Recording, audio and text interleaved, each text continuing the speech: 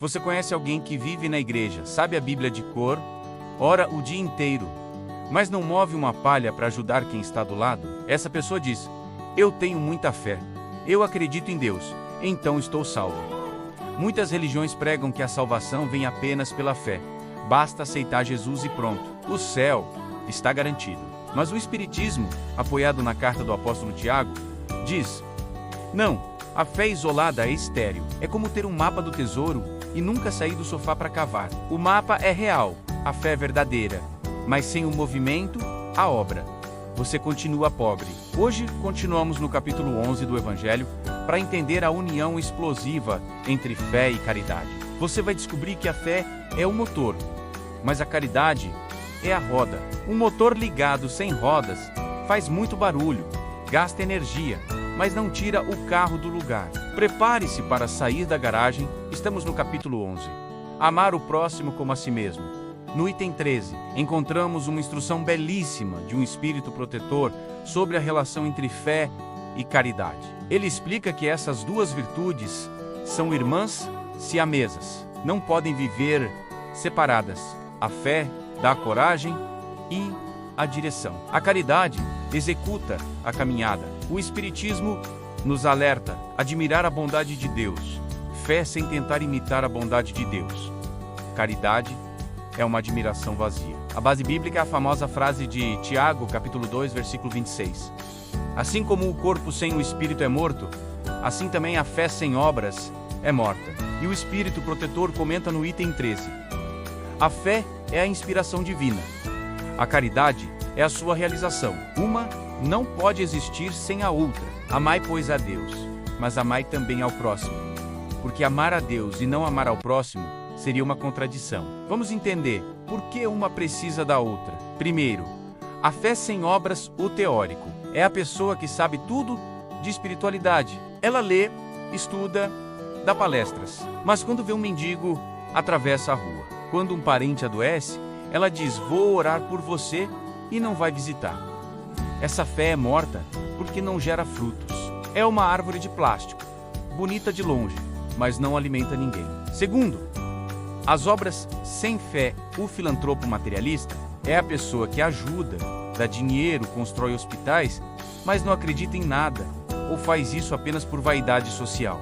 Para aparecer na foto, isso é útil? Sim, para quem recebe ajuda, é ótimo. Mas para quem dá, o efeito espiritual é menor se a intenção for apenas o orgulho. Porém, o Espiritismo diz que é melhor fazer o bem sem fé do que ter fé e não fazer nada. A ação sempre vale mais que o discurso. Terceiro, a fusão perfeita. O ideal é a caridade guiada pela fé. Você ajuda o próximo caridade porque sabe que ele é seu irmão espiritual e filho de Deus, fé. Você tem paciência na dificuldade, fé, e usa essa força para consolar os outros, caridade. A fé te dá o porquê fazer. A caridade é o fazer. Para gravar isso, vamos usar a analogia da semente do fruto. Imagine que a fé é um pacote de sementes de alta qualidade. Imagine que a caridade é o trabalho de plantar, regar e colher. O crente passivo compra o pacote de sementes, aceita a religião. Ele coloca o pacote na estante e diz: olha que sementes lindas eu tenho. Eu acredito que elas podem virar árvores gigantes. Ele reza para o pacote todo dia, mas ele nunca suja a mão de terra. Ele nunca planta. O tempo passa, as sementes apodrecem no pacote. Ele morre de fome tendo o potencial da comida na mão.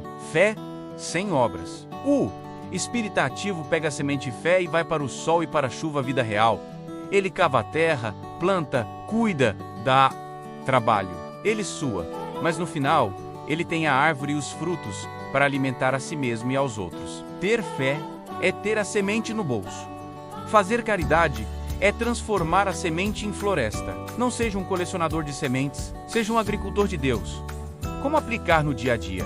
Como transformar crença em ação hoje? Pare de dizer vou orar por você como desculpa. Orar é bom, mas muitas vezes usamos isso para nos livrar da responsabilidade de agir. Se alguém está com fome, a oração não enche a barriga.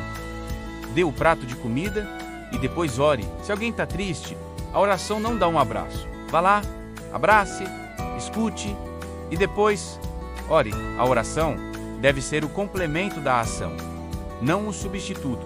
Comece pequeno. Mas comece. Você acredita que gentileza gera gentileza? Isso é fé. Então dê bom dia para o faxineiro hoje. Isso é obra. Você acredita que devemos perdoar? Fé. Então mande uma mensagem para aquele parente hoje. Obra. Tire a teoria da cabeça e coloque nas mãos. Não espere ter muita fé para começar. Muita gente diz: quando eu for mais evoluído, eu vou ajudar. Mentira. A gente evolui ajudando, é a caridade que fortalece a fé. Quando você ajuda alguém e vê o sorriso da pessoa, sua fé em Deus aumenta. É um ciclo.